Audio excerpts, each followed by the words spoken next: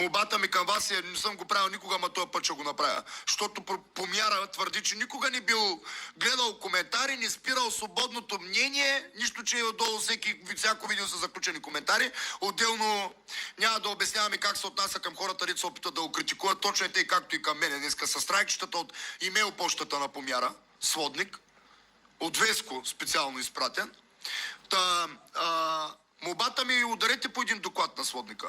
Директно на канала.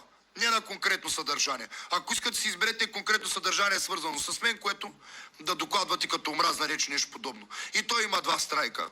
На третия е чао. От вас зависи, ако искате. Направете го, ако искате и в името на Цанов. Да го подкрепите, да му вдъхнете малко мъжество.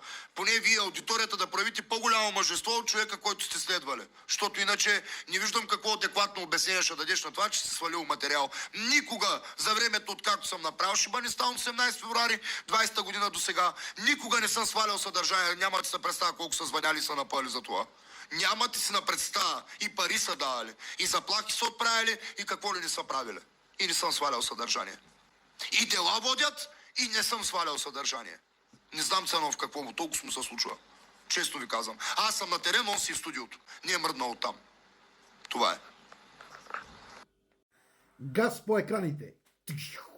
Газ по екраните.